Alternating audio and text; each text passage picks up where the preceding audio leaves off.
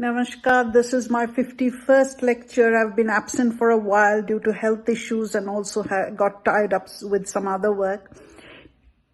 Today I'm going to speak about a very crucial thing, and there will be a little bit of repetition from what I did before, which will include you reminding about the jihad and where the people of the Indian subcontinent fall, and especially now with the problems in Bangladesh, converted Muslims. But with the jihad, I'm going to introduce one more new thing, which is racism.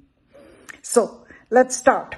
The first part is a little repetitive in case you guys have forgotten, but you need to see my previous lectures on jihad. So let's remind ourselves.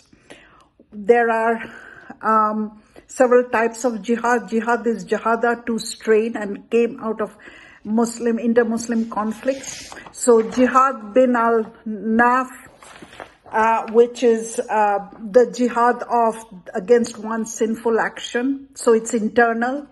Jihad bin al-swayf, jihad of the sword. Jihad al-qawal, preaching of the tongue. So persuading someone. And why is this jihad important? I talked about all of this before, but I'm just repeating it. That the entire ideology of jihad is a very holy ideology. It's a duty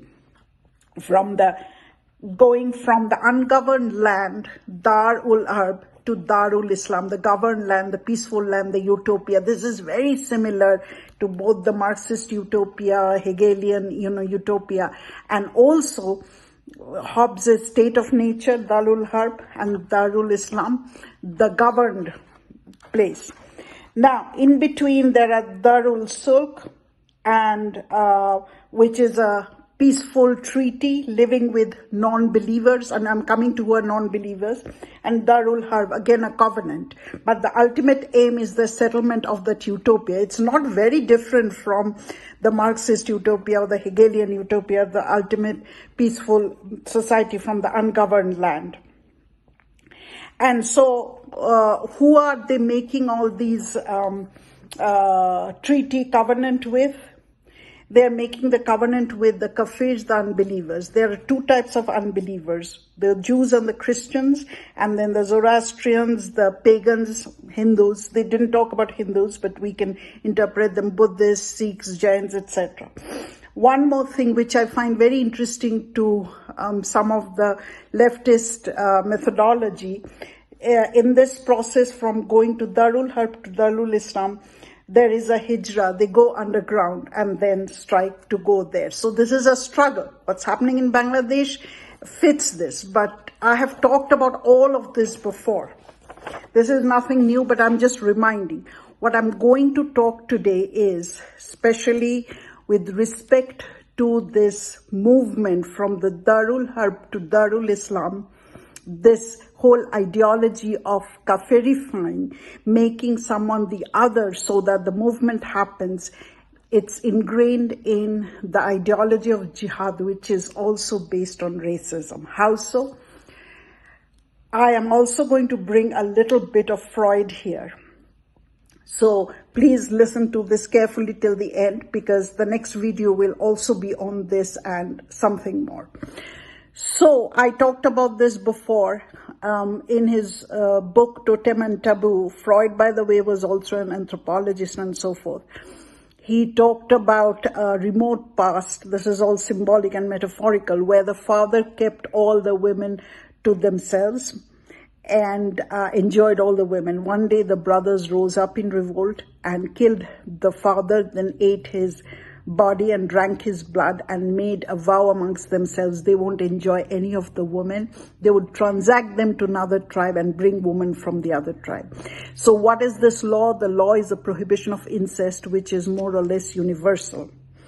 Prohibition of incest, taboo, etc.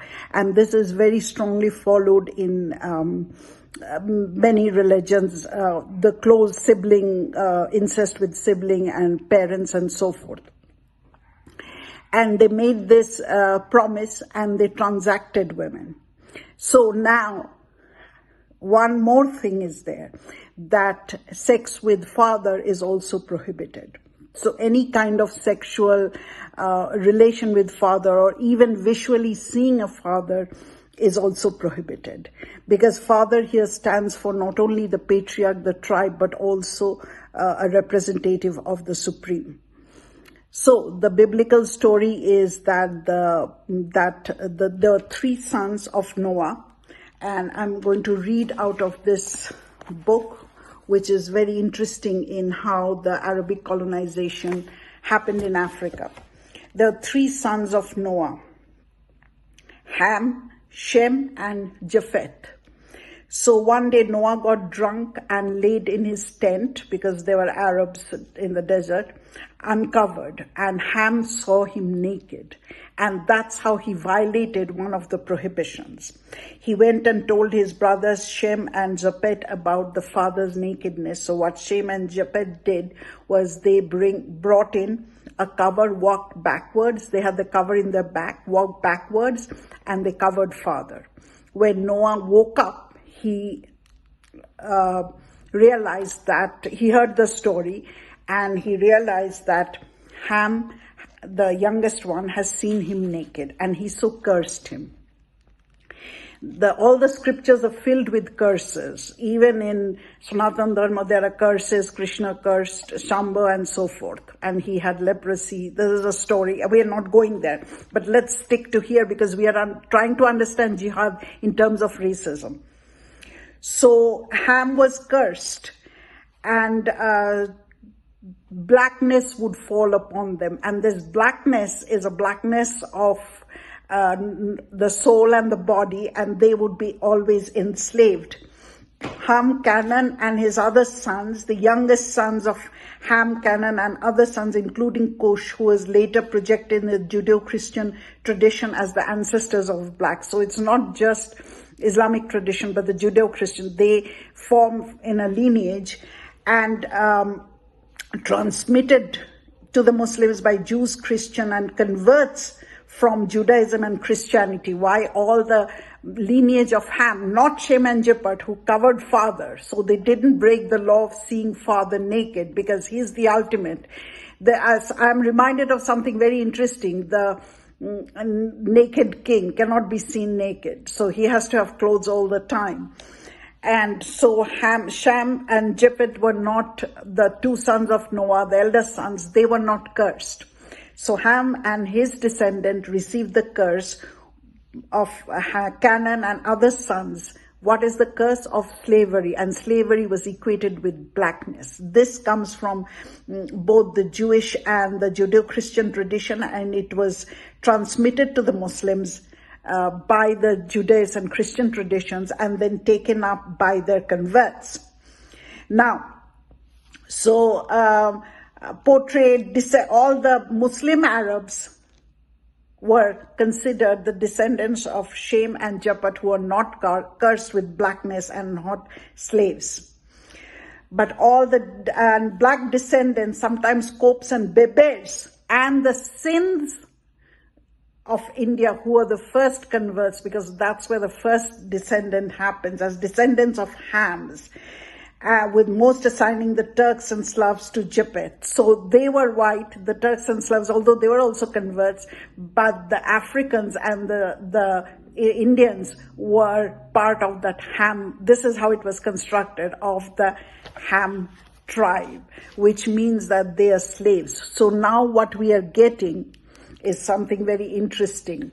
So this jihad is working for everyone, because ultimately your aim is to bring it to the Darul Islam. But with the Indian subcontinent and Africa, there's something additional, that blackness is their curse, and they are slaves. They are perpetual slaves. So you have to either enforce Islam on them, or you have to kill them or convert them. So this is an additional burden. See, the Africans and the people of Sindh, who are originally belong to the Sanatana Dharma, they are all actually children of Ham. So now what's happening in Bangladesh for people, for the radicals, not for everyone else, but for the radicals, those who want Bangladesh to go from this stage of Darul Harb. They're in the momentary Darul Sulk or Darul Ab. It's a momentary truce with the non-believers, but ultimately through this struggle. See, again, the hijrah happened, the going to the underground. They were quiet when Sheikh Hasina was there. Now they're striking to go here. It's not happening because now we lived in different society. But this is the aim. But here is something additional. With the Africans and the people of the Indian subcontinent, the jihad is also connected to racism. The blackness is their curse. Brownness is their curse. So they're essentially slaves and they have to be enslaved. This was a Judeo-Christian thinking, which was transferred to the Muslims, and or jihadists rather, not all Muslims. It was carried on by the Muslims and those who converted to Islam from Judaism and Christianity. Now, what is interesting here, the Bangladeshis who were not Muslims 4 or 5 generations ago, but Hindus, are also carrying the same thing. So there is a racial superiority there, although they belong to the same race as Hindus, but there is a component of racial superiority by virtue of having already been converted into the better religion, a superior religion. So although racially they're same like the Hindu or the Buddhist Bengalis, but because they have converted, they are no longer carrying the curse of Ham. They're carrying, maybe they did at one time, but through conversion they have been cleansed. They're not carrying the curse of Ham, who broke the father's law but seeing father naked. All these stories are constructed to prove not only the justification for jihad, but the superiority of a race. This is exactly the colonial superiority of Europeans, the white man's burden, etc. So it's not just confined to Europeans, it's also something that Islamic colonization, the Arabic colonization, and then later it was taken up by the Turks, etc., is carried on. So this is very interesting and important, this racial superiority of the Bengali Muslims or subcontinental Muslims over the subcontinental Hindus, who are constructed as having carrying this curse of Ham. They have to be converted. So this is an additional twist to the jihad that I already spoke about. And that is very important. Now I'm going to apply this in my next video to the Al-Jab and the Ashrafi Muslims also. For this lecture, that is all. Please subscribe, like, comment, and remember I'm giving the course on Hindu genocide in January, and I've already posted the banner and how to register, etc. Please register for that because it'll be one of the first kinds on Hindu genocide, which was never spoken about. For this lecture, that is all. Namaskar.